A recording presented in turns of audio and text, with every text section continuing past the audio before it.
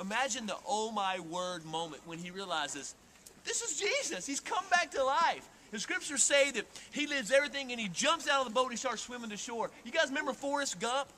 Remember that? Remember Forrest is in his boat, in his little shrimp boat, and he's just kind of going through this little channel area, and he looks over and he sees someone sitting on the dock over there. You remember that? Remember who's sitting there? It's Lieutenant Dan. And remember what he does?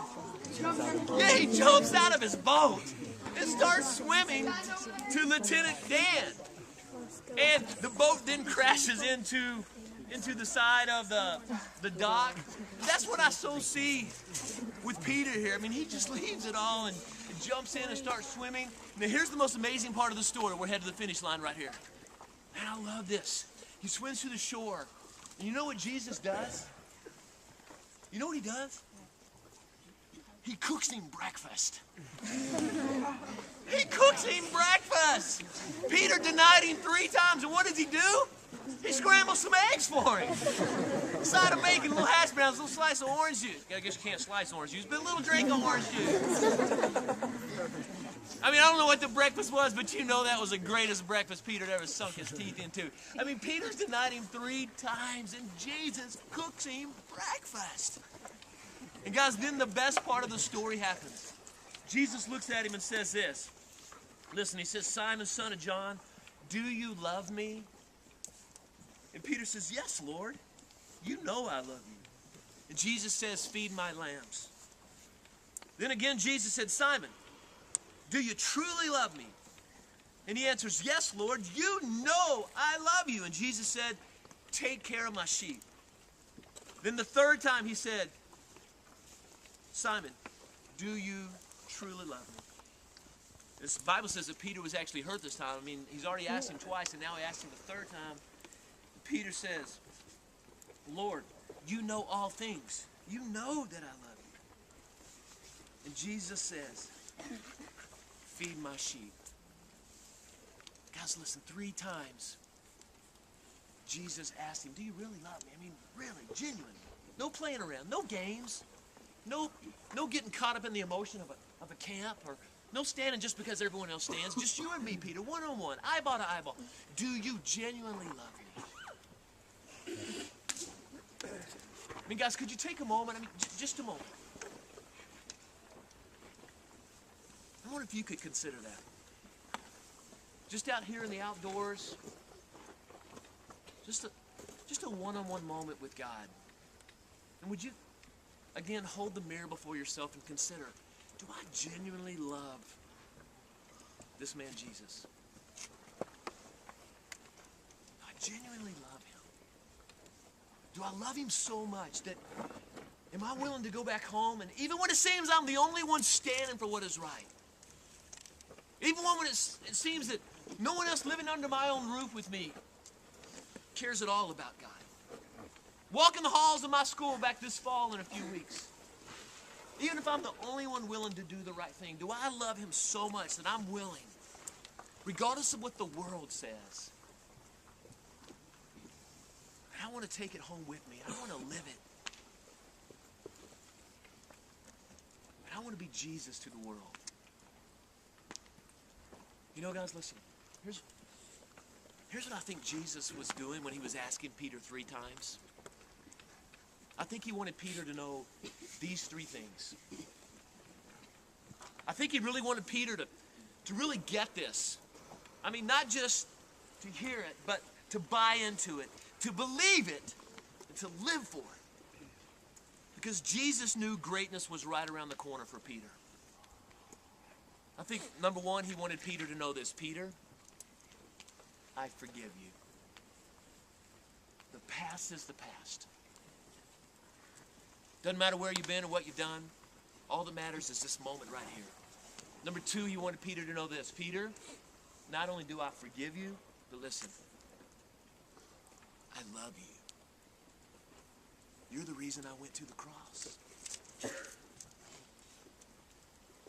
And number 3, I believe Jesus wanted Peter to know this. Not only do I forgive you, Peter, not only am I crazy in love with you, but listen, Peter, I believe in you. Of all the things we discussed this week, it really comes down to the opportunity I think we all have right here in the final moments. The choice to make of whether or not we're going to hear those same things from God as He is looking down at you right now, knowing the home life you're going back to, knowing the struggles and the storms that are just around the corner for you, knowing what Satan's going to throw at you, but also knowing that He has greatness for you and He wants you to know, teenager, I forgive you. Your past is the past. I love you more than you could ever know. That's why I went to the cross, for you.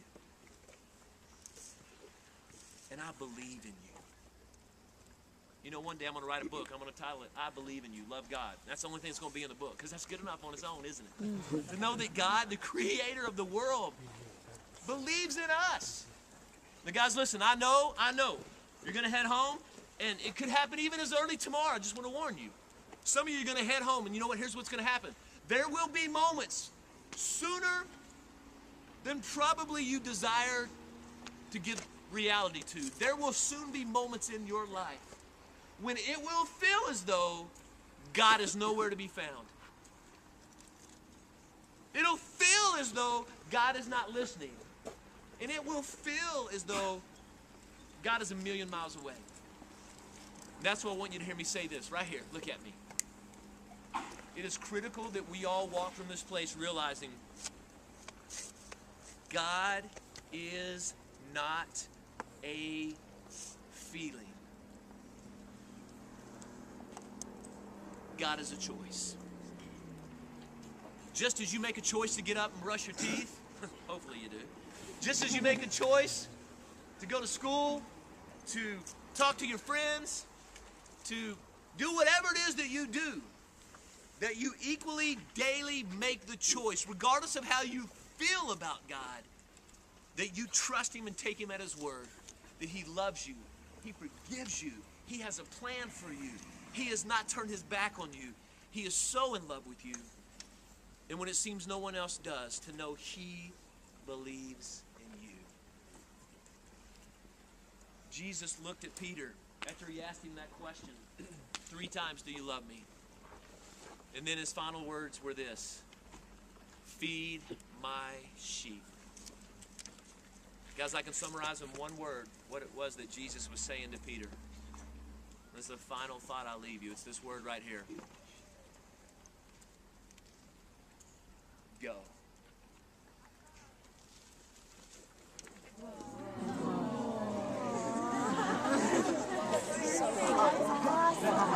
I planned that, by the way. One word. The summary of the week, guys. One word. Go. Jesus is saying, listen, He is so saying, as He said to Peter, I have created you for this moment. Your situation is of no surprise to me, regardless of what you face, regardless of the storms ahead. If you so choose to go for me, know this, you do not go alone. And so listen, here's the question. Here's the question. Think about this.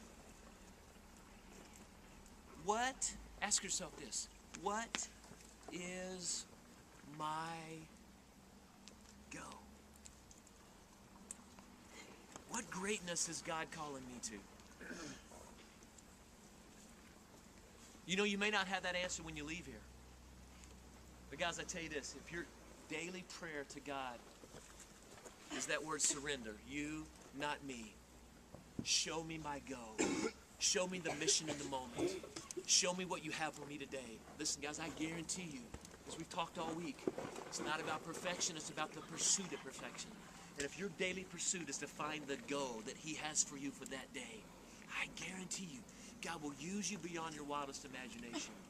He will bless you more than you ever could imagine. And He will bring you to a place of peace that passes all understanding as one day at a time, you choose to live for Him, trusting He's there, realizing He's not a feeling, but He's a choice, going and being used by Him,